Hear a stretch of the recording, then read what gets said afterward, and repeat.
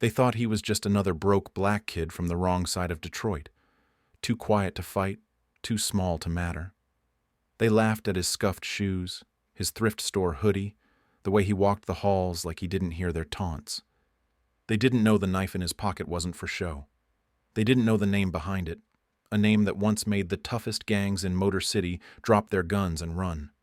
By the time they figured it out, it was too late. The blade didn't need to cut to draw blood. Its echo was enough to bury them. What would you do if the world underestimated you? Stick around. Darius Reed's about to show you how to turn silence into a weapon. Franklin High loomed over Detroit's south side like a battered castle, its chipped bricks stained with decades of grit and defiance. The hallways buzzed with raw energy, lockers slamming, sneakers screeching, voices clashing in a symphony of bravado and desperation. It was late March 2025, the air thick with a thawing chill, the snow outside melting into gray sludge that tracked through the corridors. This wasn't a school for dreamers. It was a battlefield, split between North Side rich kids with daddy's cash and South Side scrappers fighting for every inch of respect.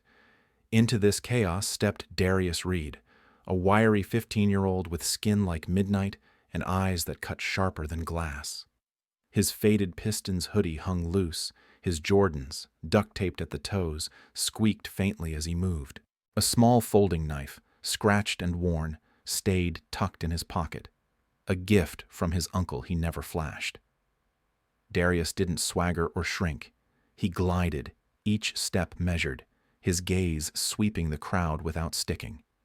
Most kids ignored him, too caught up in their own hustle, jocks flexing, girls scrolling X, wannabe toughs posturing in corners. A few clocked him, new meat, South Side, nobody special, and let him pass. They'd learn soon enough. Darius wasn't here to make friends. He'd transferred after a brawl at his old school got him expelled. Not his fault, but the system didn't care. Franklin was his last shot, and he planned to keep his head down. But trouble doesn't wait for invitations. Not in a place like this. Travis Holt ruled Franklin High like a warlord, 6'3", broad as a truck, with a buzz cut and a silver chain that gleamed under the fluorescent lights. His dad owned half the car lots on I-94, his face grinning from billboards with slogans like, "Holt's deals steal the wheel." Travis didn't just walk. He claimed, his crew of North Side punks trailing him like a pack of jackals. Kyle with his slicked hair, Jaden with his loud mouth, Marcus G with his fists always ready. They'd built an empire on breaking kids, shoving freshmen into lockers, snatching trays in the cafeteria, spitting insults that hit like bricks. To Travis, power was a game, and he was undefeated. Darius caught his radar on day 3. Travis spotted him in the courtyard, leaning against a wall, earbuds in, staring at the gray sky. No posse, no flash, just a skinny black kid in a hoodie too big for his frame. Travis smirked, elbowing Kyle. "Check the new trash. Time to welcome him." Kyle grinned, cracking his knuckles. "Bet he cries by lunch." It started subtle, a predator circling. In the hall, Travis tripped, his shoulder slamming into Darius hard enough to send him crashing into a locker. Books scattered, and Travis's laugh boomed over the chatter. "Watch it, Southside. You lost?" His crew hooted. "Dude's a ghost already." Probably here on some pity pass. A few kids snickered, heads turning, but Darius didn't blink. He crouched, gathered his stuff, and walked off, head high, silent as death. Travis's grin faltered, the crowd's laughter fading too fast. No reaction, no fear, no rage. That wasn't how Prey played. Thursday, Travis pushed harder. In the cafeteria, he strutted over as Darius sat alone, picking at a tray of fries. The room buzzed as Travis snatched the folding knife from his open backpack, flipping it open with a theatrical twirl. "What's this, huh? You some street punk?" Kids leaned in, phones sneaking out, whispers rippling. "He's gonna get it now." "Bet he's scared shitless." Travis tossed it to Kyle, who fumbled it, laughing. Darius looked up, eyes locking onto Travis's, not a flicker of panic, just a cold, steady burn. "Give it back," he said, voice low, flat, like he was stating a fact. Travis smirked, tossing it back. "Keep your toy, loser." But that stare stuck, a splinter under his skin, and the crowd's cheers felt hollow. Friday, Travis snapped. In the gym during a free period, he cornered Darius against the bleachers, the air thick with sweat and tension. A dozen kids gathered, sensing a show. "You think you're slick, huh? Ignoring me?"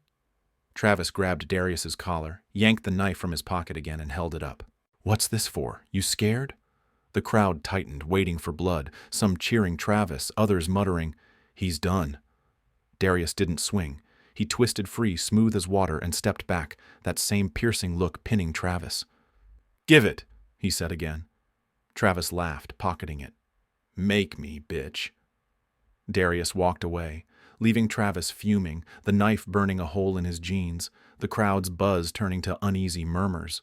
Darius wasn't a nobody. His uncle, Blade Jackson, was a phantom carved into Detroit's soul, a martial artist who'd ruled the streets in the 90s, a legend who'd snapped bones and silenced gangs with nothing but his fists and a folding knife. Blade didn't fight for glory, he fought to live, leaving a trail of stories that still haunted the South Side. How he'd taken down a crew of 5 with a single kick. How he'd walked from a burning trap house unscathed. He'd raised Darius after his mom overdosed, teaching him not just moves but mind. How to bend a fight, a moment, a man without breaking a sweat. "Don't swing unless they beg for it," Blade had said, spinning that scratched knife like a dancer. "But when they do, carve your name." Saturday night, Darius sat on their sagging porch, the knife twirling in his hand.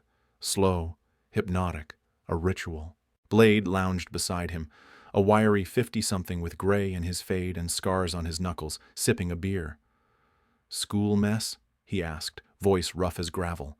Darius nodded, spinning faster. "Big mouth named Travis Holt. Took my knife. Thinks he's king." Blade's eyes narrowed, a spark flaring. "Holt, huh? Car guy's kid?" Darius dipped his chin. Blade snorted, a rare grin tugging his lips. "Handle it, nephew. Quiet. He'll learn." Monday, Travis escalated. He'd bragged all weekend, spread Darius's name like a curse, calling him out to the old basketball court behind Franklin after school. "Time to bury Southside," he'd crowed, his crew hyping it like a cage match. Kids gathered at dusk, a loose ring of bodies around the cracked asphalt, phones out, bets flying. Travis stood center court, cracking his neck, his boys fanning out. Darius walked up alone, hoodie unzipped, hands empty, his calm ablade against Travis's roar. "Ready to bleed, punk?" Travis sneered, tossing the knife at Darius's feet. "Pick it up. Let's dance." The crowd buzzed, expecting a brawl. "Kick his ass, Trav." "He's toast." Darius bent, slow, deliberate, lifting the knife. He didn't open it, just spun it, a blur of steel between his fingers, fast and fluid like a street magician. Travis laughed brittle. "What's that? Some circus trick?" He lunged, fists swinging. Darius sidestepped, smooth, effortless, letting Travis stumble into air. "Fight me!" Travis roared, charging again. Darius dodged, then snapped, a crescent kick, high and lightning fast, stopping an inch from Travis's jaw. The air cracked. Travis flinched, crashing backward, hands up, gasping. The knife still spun in Darius's hand, unopened. He leaned down, voice a whisper. "My uncle's Blade Jackson. Heard of him?" Travis's face went white. Blade Jackson. The name was a ghost story, a Southside myth. The man who'd flipped a gang leader's car with one kick, who'd walked from a shootout with a smirk. Darius didn't stop. He stepped closer, spinning the knife, then tossed it high, catching it behind his back without a glance. Travis scrambled up, eyes wild. "You're bluffing!" he spat, but his voice shook, his crew stepping back. Darius didn't blink. He flicked the knife open, finally, its blade glinting in the dying light. The crowd gasped. He spun it once more, then snapped it shut, pocketing it. "Next time," he said, "it's not a warning." He turned and walked off, the ring parting like a tide. Travis stood frozen, chest heaving, until Kyle muttered, "Dude, let's go." They bolted, leaving the court empty, the echo of that kick ringing in the air. Tuesday brought a twist.